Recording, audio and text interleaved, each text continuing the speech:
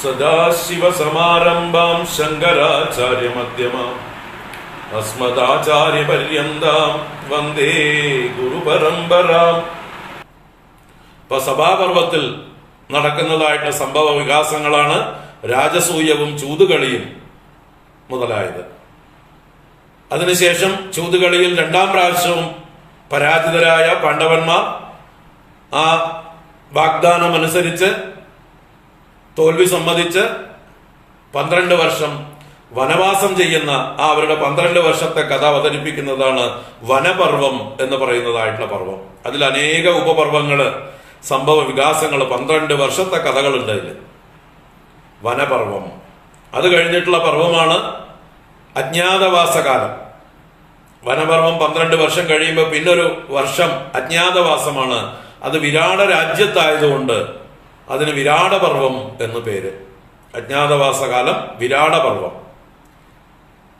ആ അജ്ഞാതവാസം കഴിഞ്ഞ് അവസാനം ഒരു വർഷം പൂർത്തിയാക്കി ഇവർ പുറത്തിറങ്ങുന്ന അതിന്റെ അവസാന ദിവസമാണ് നമ്മുടെ കൗരവന്മാര് വിരാടന്റെ പശുക്കളെ മോഷ്ടിച്ചു കൊണ്ടുപോകുന്നതും ആ പശുക്കളെ വീണ്ടെടുക്കാനായിക്കൊണ്ട് അർജുനൻ ഏകനായി യുദ്ധം ചെയ്ത് കൗരവ സൈന്യത്തെ മുഴുവൻ മോഹിപ്പിച്ച് ആ പശുക്കളെ മുഴുവൻ വീണ്ടെടുത്ത് വരുന്നതായിട്ടുള്ള കഥ വരെയുള്ളത് വിരാടപർവം. അത് കഴിഞ്ഞ് പിന്നീട്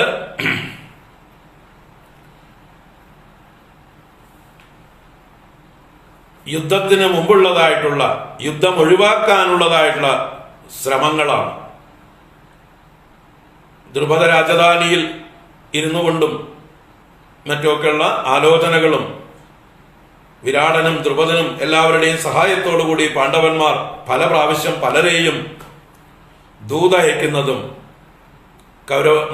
ധൃതരാഷ്ട്രോട് സംവാദം ചെയ്യുന്നതും ഇവരുടെ അർഹതപ്പെട്ടതായിട്ടുള്ള പാതിരാജ്യം തിരിച്ചു കിട്ടാനുള്ളതായിട്ട് എല്ലാ ശ്രമങ്ങളും അവസാനം ശ്രീകൃഷ്ണ ഭഗവാന്റെ ദൂതും ആ ദൂതും പരാജയപ്പെടുമ്പോൾ പിന്നീട് യുദ്ധത്തിനുള്ളതായിട്ടുള്ള ഒരുക്കങ്ങളും. അതിന് ഉദ്യോഗപർവം എന്ന പേര്. ഉദ്യോഗപർവം എന്നാൽ യുദ്ധത്തിനുള്ള ഉദ്യോഗം, ഉദ്യോഗം, ഉദ്യമം, പരിശ്രമം. അപ്പൊ യുദ്ധത്തിനുള്ളതായിട്ടുള്ള ഒരുക്കങ്ങളുടെ പർവമാണ് ഉദ്യോഗപർവം. അത് കഴിഞ്ഞ് അടുത്ത പർവമാണ് ഭീഷ്മപർവം. ആ ഭീഷ്മപർവത്തിലാണ് ഈ ഭഗവത്ഗീത വരുന്നത്. ഭഗവത്ഗീത അവതരിപ്പിക്കപ്പെടുന്നത് ഭീഷ്മപർവത്തിലാണ്. ഭീഷ്മരുടെ നേതൃത്വത്തിൽ മഹാഭാരത യുദ്ധം ആദ്യത്തെ 10 ദിവസം, 10ാമത്തെ ദിവസമാണ് ഭീഷ്മർ പതിക്കുന്നത്. ഭീഷ്മർ ശരശയ്യയിലേക്ക് പതിക്കുന്നത്. അതുവരെയുള്ള 10 ദിവസത്തെ കഥയാണ് ഭീഷ്മപർവം. അപ്പൊ അതിലെ ആദ്യ ദിവസമാണ് ഏത്? ഭഗവത്ഗീത. യുദ്ധ ആരംഭത്തിലാണല്ലോ ഭഗവത്ഗീത ഉണ്ടാകുന്നത്.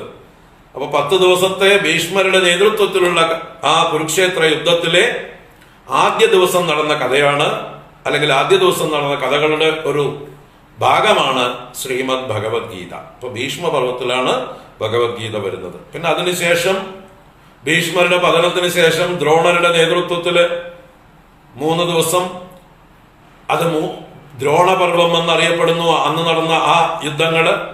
അതിനുശേഷം കർണന്റെ നേതൃത്വത്തിൽ 3 ദിവസം മഹാഭാരത യുദ്ധം, അത് കർണപർവം എന്നറിയപ്പെടുന്നു. പിന്നീട് ശല്യരുടെ നേതൃത്വത്തില് യുദ്ധം നടക്കുന്നു, അത് ശല്യപർവം എന്നറിയപ്പെടുന്നു. ശല്യപർവത്തിലാണ് യുദ്ധത്തിന്റെ പര്യവസാനം. 18 ദിവസം നീണ്ടു നിൽക്കുന്നതായിട്ടുള്ള യുദ്ധം.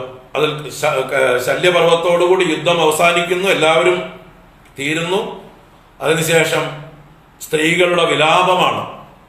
ഗാന്ധാരിയുടെ നേതൃത്വത്തില് ആ കുരുക്ഷേത്ര ഭൂമിയിൽ വന്നുള്ള ഓരോരുത്തരെയും ആ മൃതശരീരങ്ങൾ മടിയിലെടുത്തു വെച്ചും കെട്ടിപ്പിടിച്ചും മണ്ണിൽ കിടന്ന് ഉരുണ്ടും കൊണ്ടുള്ളതായിട്ടുള്ള കരച്ചിലും ആവലാദികളും അതിനെക്കുറിച്ച് വർണ്ണിക്കുന്ന വളരെ വിശദമായിട്ടുള്ള ഒരു പർവം തന്നെയുണ്ട്. അതാണ് സ്ത്രീ പർവം എന്നറിയപ്പെടുന്നത്.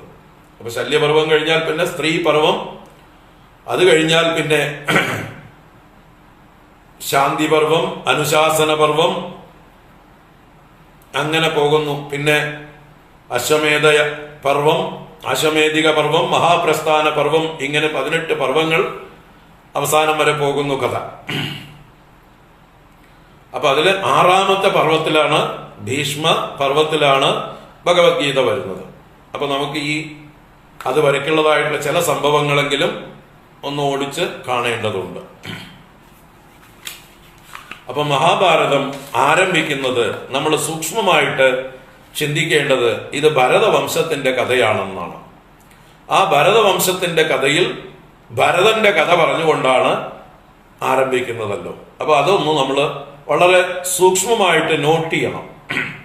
അത് നോട്ട് ചെയ്താലേ പിന്നീടുണ്ടാകുന്ന ധർമ്മച്യുതിയുടെ കഥ നമുക്ക് മനസ്സിലാവുള്ളൂ. കാരണം ധർമ്മച്യുതിയുടെ കഥയാണ് മഹാഭാരതം.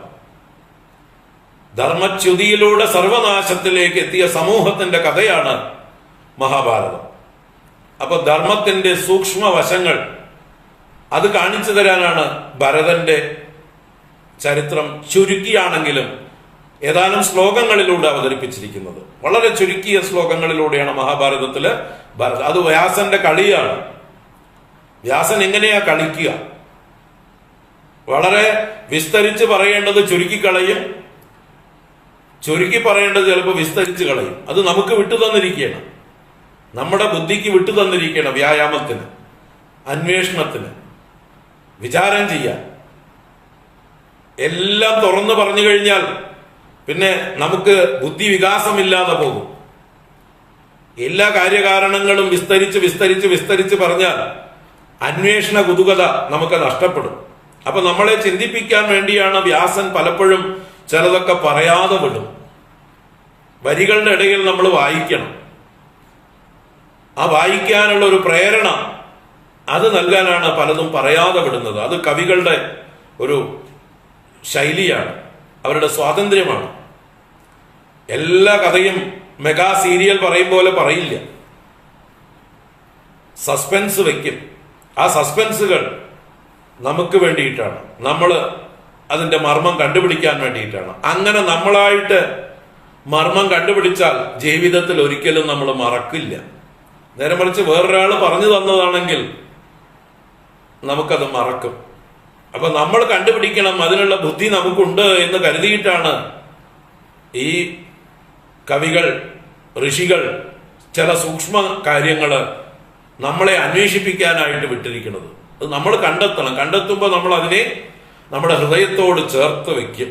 എപ്പോഴും ഞാൻ കണ്ടുപിടിച്ചത്, ഞാൻ കണ്ടെത്തിയത് എന്ന് നമ്മുടെ ഉള്ളില് അതിനൊരു വലിയ സ്ഥാനം നമ്മൾ നൽകും. അതിനു വേണ്ടിയിട്ടാണ് ഈ ചില സൂക്ഷ്മമായിട്ടുള്ള മർമ്മമായിട്ടുള്ള കാര്യങ്ങളൊക്കെ മറച്ചു വെക്കുന്നത്. അപ്പൊ നമുക്ക് മഹാഭാരതത്തിലെ ആരംഭത്തിലെ ഈ ഭരതന്റെ ചരിത്രം ഇന്ന് ചുരുക്കിയൊന്ന് കാണാം. ഈ ദുഷ്യന്തപുത്രനായിട്ടുള്ള ഭരതൻ രാജ്യം ഭരിക്കുന്ന കാലത്ത് അദ്ദേഹത്തിന് 3 പത്നിമാരാണ്, 3 ഭാര്യമാർ. ആ 3 ഭാര്യമാരിലും അദ്ദേഹത്തിന് 3 മക്കൾ, 3 വീതം സന്തതികൾ, ആൺകുട്ടികൾ, 9 പേര് മൊത്തം. ഈ 9 പേരെയും അദ്ദേഹം ഗുരുകുലത്തിൽ വിദ്യാഭ്യാസത്തിന് അയക്കുന്നു. ഗുരുകുലത്തിൽ അവര് വിദ്യാഭ്യാസം 12 വർഷമെങ്കിലും മിനിമം വേണം. ആ വിദ്യാഭ്യാസം പൂർത്തിയാക്കുകയാണ്. പക്ഷേ രാജപുത്രന്മാരായതുകൊണ്ട് ആ ഗുരുക്കന്മാര് ഇവരെ കുറച്ച് കൂടുതൽ കെയറും കൺസിഡറേഷനും കൊടുത്ത് ഇവരെ സ്പെഷ്യലായിട്ട് ട്രീറ്റ് ചെയ്ത് ഇവരുടെ പ്രീതിക്ക് വേണ്ടി ഇവരെ കൂടുതൽ കഠിനങ്ങളായ പാഠങ്ങളൊന്നും പഠിപ്പിക്കാതെ വളരെ ലളിതങ്ങളായ പാഠങ്ങൾ പഠിപ്പിക്കുകയും അഭ്യാസങ്ങള്, അസ്ത്രം മുതലായ മറ്റ് ആയുധ വിദ്യകളൊക്കെ അഭ്യസിക്കണം. അപ്പൊ ആയുധ വിദ്യകളിലും ഒക്കെ വളരെ ചെറിയ ചെറിയ കാര്യങ്ങളൊക്കെ പഠിച്ച് ഇവരെ ഗ്രേസ് മാർക്ക് കൊടുത്ത് പാസ്സാക്കുന്നതായിട്ടുള്ള ഒരു പ്രവർത്തനം അവിടെ നടന്നു. നമ്മുടെ ഇന്നത്തെ ഭാഷയിൽ ഗ്രേസ് മാർക്ക് എന്ന് പറയാലോ. അപ്പോ ഈ കുട്ടികളുടെ വിദ്യാഭ്യാസം കഴിയുമ്പോൾ അതിന്റെ അവസാനം സമാവർത്തനം എന്ന ചടങ്ങുണ്ട്. സമാവർത്തനം ഒരു പരീക്ഷയാണ്. നമ്മുടെ ഇന്നത്തെ സമൂഹത്തിൽ നടക്കുന്ന സമാവർത്തനമൊന്നുമല്ല. സമാവർത്തനം എന്നാൽ സമ്യക് ആവർത്തനമാണ്. പഠിച്ചതെല്ലാം വീണ്ടും ആവർത്തിക്കുകയാണ് അവിടെ. ആ സമാവർത്തനം ഒരു കോൺവൊക്കേഷൻ സെറിമണിയുമാണ്, ഒരു ഫൈനൽ എക്സാമുമാണ്. കുട്ടികൾ പഠിച്ചത് എന്തൊക്കെയാണ് പഠിച്ചത്, അത് വലിയൊരു സമൂഹത്തിന്റെ മുമ്പിൽ അവതരിപ്പിക്കാനുള്ള ഒരു വേദി കൂടി ഉണ്ടാവും അവിടെ. മഹാപണ്ഡിതന്മാരായിട്ടുള്ള ആളുകളെയൊക്കെ ആ പരിപാടിയിലേക്ക് വിളിച്ചു വരുത്തും. നമ്മൾ ബിരുദദാന ചടങ്ങുകളില് VVIP കളെയൊക്കെ വിളിച്ചു വരുത്ത് നമ്മളും കുട്ടികളുടെയൊക്കെ ബിരുദദാനം സ്വീകരിക്കുമ്പോൾ ബന്ധുക്കളെയൊക്കെ വിളിച്ചുകൊണ്ട് പോവുകയും ചെയ്യുന്നത് പോലെ വളരെ എന്താ പറയുക, ആ അന്നത്തെ സമൂഹത്തിലെ പണ്ഡിതന്മാരെയൊക്കെ വിളിച്ചു വരുത്തി, പ്രഗത്ഭരായിട്ടുള്ള ആളുകളെയൊക്കെ വിളിച്ചു വരുത്തിയിട്ടുള്ള വലിയൊരു സഭയിൽ വെച്ചിട്ടായിരിക്കും കുട്ടികളുടെ പരീക്ഷണങ്ങളൊക്കെ അവർ അവതരിപ്പിക്കുക, കുട്ടികൾ പഠിച്ച കാര്യങ്ങൾ അവതരിപ്പിക്കുക. അപ്പോ ശാസ്ത്രമാണെങ്കിലും ശസ്ത്രമാണെങ്കിലും രണ്ട് വിദ്യകളും അതില് ഈ വേദിയിലിരിക്കുന്ന അല്ലെങ്കിൽ സദസ്സിലിരിക്കുന്ന പണ്ഡിതന്മാർക്ക് ആർക്കും ഈ കുട്ടികളോട് ഏത് ചോദ്യവും ചോദിക്കാം, ഏത് അഭ്യാസവും ചെയ്യാനായിട്ട് ആവശ്യപ്പെടാം. അത് കുട്ടികൾ ചെയ്ത് കാണിക്കുമ്പോഴേ സമൂഹം അവരെ ക്വാളിഫൈഡ് ആയിട്ട്, ഗ്രാജുവേറ്റഡ് ആയിട്ട് അംഗീകരിക്കുള്ളൂ. അതാണ് സമാവർത്തനം. നിങ്ങൾ പഠിക്കേണ്ടത് പഠിച്ചു, ഇനി നിങ്ങൾ എന്താ പറയുക, ഗൃഹസ്ഥാശ്രമ ജീവിതത്തിന് സമൂഹത്തിൽ ഓരോ ഉത്തരവാദിത്വങ്ങൾ ഏറ്റെടുത്തുകൊണ്ട് മുഖ്യധാരയിലേക്ക് വരാൻ നിങ്ങൾ യോഗ്യരായി എന്ന് സമൂഹം അംഗീകരിക്കുന്ന ചടങ്ങാണ് ഈ സമാവർത്തനം എന്ന് പറയുന്നതായിട്ടുള്ള ചടങ്ങ്. ആ സമാവർത്തന ചടങ്ങ് ഈ ഭരതന്റെ കുട്ടികളുടെ 9 കുട്ടികളുടെയും സമാവർത്തന ചടങ്ങിൽ എല്ലാവരും വന്നു ചേർന്നിരിക്കുകയാണ്. സഭ, വലിയ സഭ. ആ സഭയിൽ വെച്ച് ഈ ഗുരുക്കന്മാർ തന്നെയാണ് കുട്ടികൾക്ക് പരീക്ഷണങ്ങൾ കൊടുക്കുന്നത്, ചോദ്യങ്ങൾ ചോദിക്കുന്നതും അതുപോലെ ആയുധ വിദ്യകളിലുള്ള പാഠവും തെളിയിക്കുന്നതും ഒക്കെ ഈ ഗുരുക്കന്മാർ തന്നെയാണ്. വേറെ ആരും ഈ രാജകുമാരന്മാരായതുകൊണ്ട് ഈ കുട്ടികളെ ചോദ്യം ചെയ്യാനോ പരീക്ഷിക്കാനോ മുതിരുന്നുമില്ല. സമൂഹം ബഹുമാനിച്ചുകൊണ്ട്, രാജാവിനോടുള്ള വിധേയത്വവും ഭയവും കൊണ്ട് ഈ സന്ദർഭത്തിലാണ് ഭരതൻ തന്നെ നേരിട്ട് ഇടപെടുന്നത്. അതാണ് ഭരതന്റെ മഹത്വം. ആ ഭരതൻ തന്നെ കുട്ടികളോട് ഇവരൊന്നും ചോദിക്കാത്ത ചോദ്യങ്ങൾ, കഷ്ടമുള്ള ചോദ്യങ്ങൾ ചോദിക്കുകയും അതിൽ കുട്ടികൾക്ക് ഉത്തരം പറയാൻ പറ്റാതാവുകയും അതുപോലെ തന്നെ കഷ്ടമുള്ള അഭ്യാസങ്ങൾ ചെയ്യാനായിട്ട് ആവശ്യപ്പെടുകയും ആയുധ വിദ്യകളില് കുട്ടികൾ പരാജയപ്പെടുകയും ചെയ്യുന്നുണ്ട്. ഇത് കണ്ടിട്ട് ഭരതൻ പറയുന്നു, ഇവർ എന്റെ മക്കളല്ല എന്ന്. ഇവർ എന്റെ മക്കളല്ല എന്ന് ഭരതൻ ആ സഭയിൽ വെച്ച് പ്രഖ്യാപിച്ചു.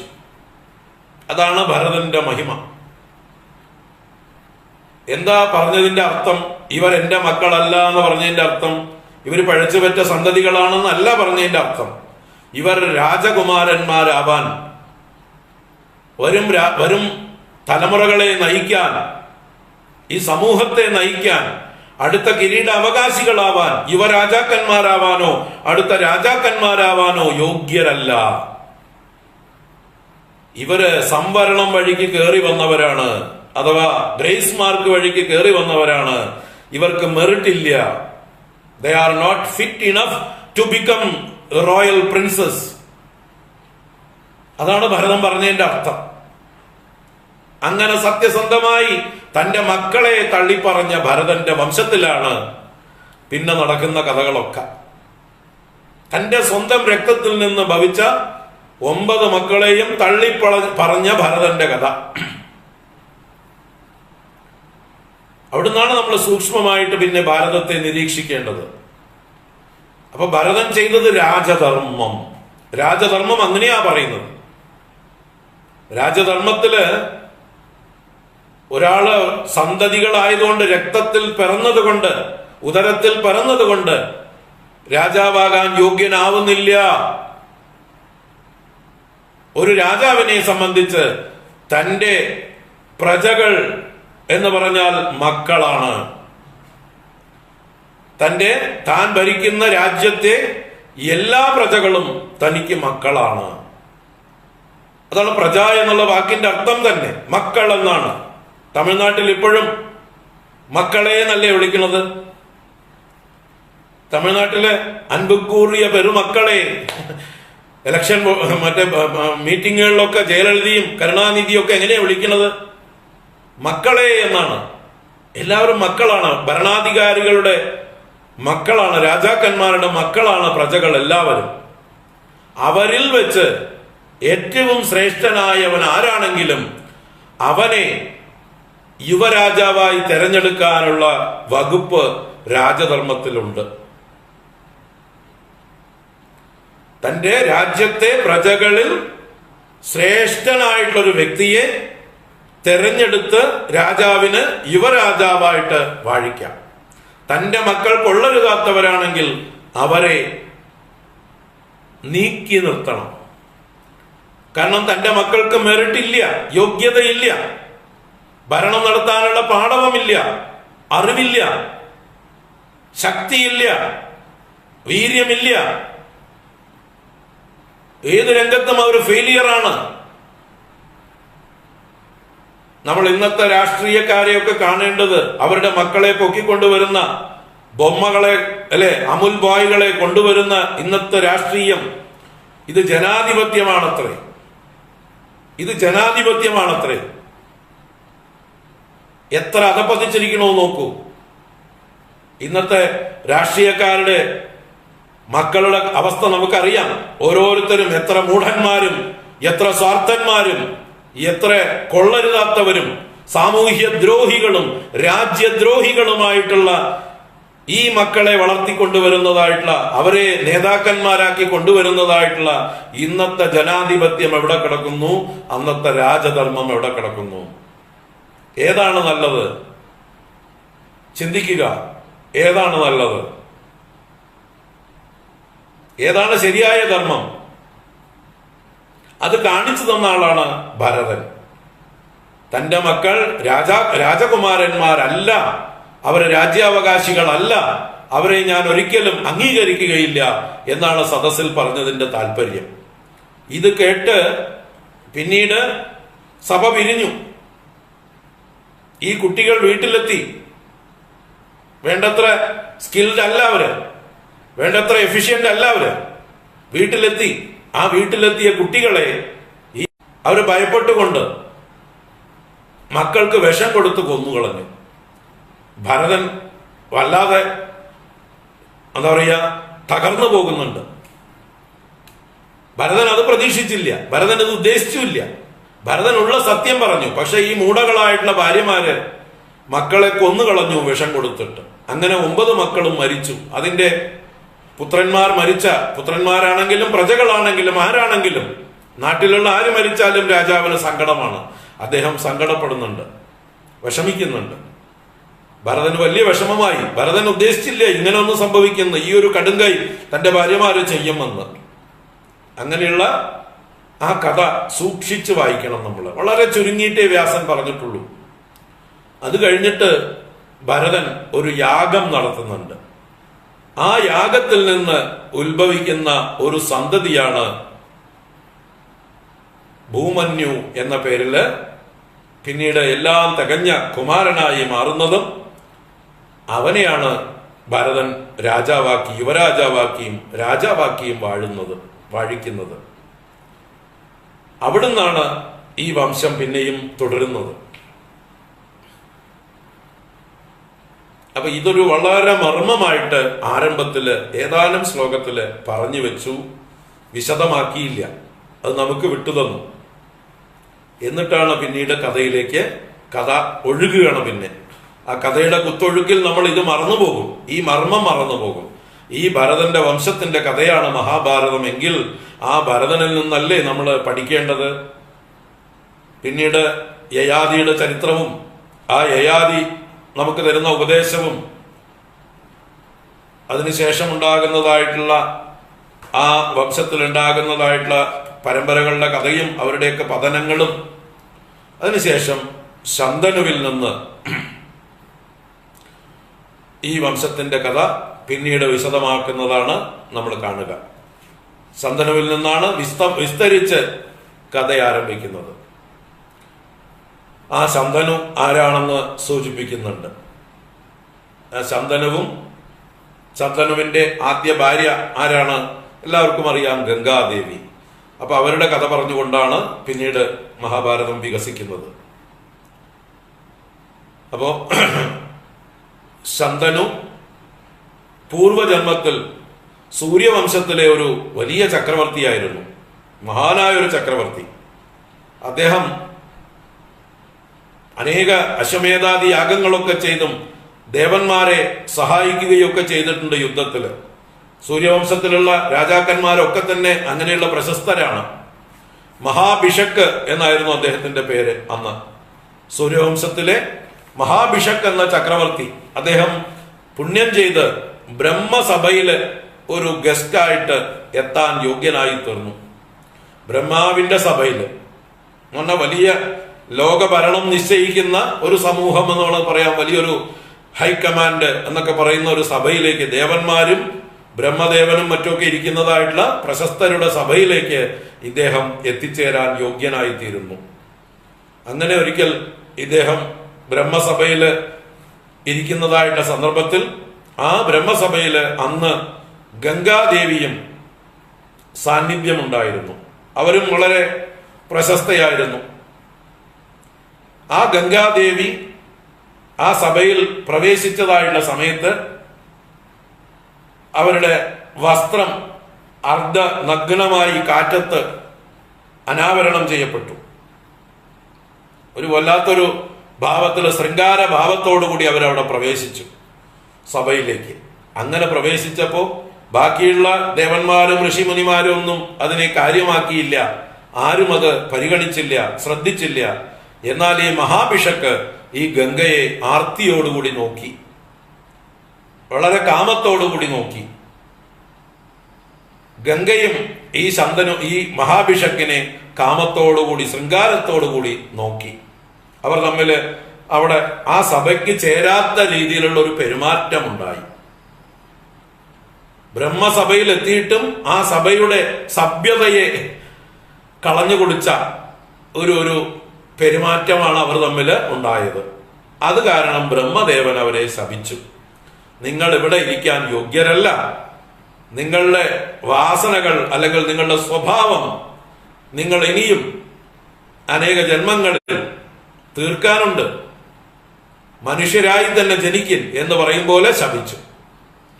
അങ്ങനെയാണ് ബ്രഹ്മസഭയിലെത്തിയ മഹാഭിഷക്കും ഗംഗാദേവിയും വീണ്ടും മനുഷ്യരായി ജനിക്കുന്നത്. ആ മഹാഭിഷക്കിന്റെ പുനർജന്മമാണ് ശന്തനു. ഗംഗയുടെ ഒരു ജന്മം തന്നെയാണ് ശന്തനുവിന്റെ ഭാര്യയായിട്ട് വരുന്നത്. ആ കഥയിലേക്ക് നമുക്ക് നാളെ കടക്കാം. മഹാഭിഷക്ക് ശന്തനുവായതും മറ്റേ ഗംഗ ശാപം കൊണ്ട് മനുഷ്യ സ്ത്രീയായി ശന്തനുവിന്റെ പത്നിയാവുന്നതും അവർക്കുണ്ടാകുന്ന സന്തതികളുടെ കഥയും, ആ സന്തതികളിൽ നമ്മുടെ മഹാഭാരതത്തിൽ നിറഞ്ഞു നിൽക്കുന്ന കഥാപാത്രമായിട്ടുള്ള ഭീഷ്മരുടെ കഥയും നമ്മളൊന്ന് വളരെ സൂക്ഷ്മമായിട്ട് മനസ്സിലാക്കേണ്ടതാണ്. അത് നമുക്ക് നാളെ കാണാം.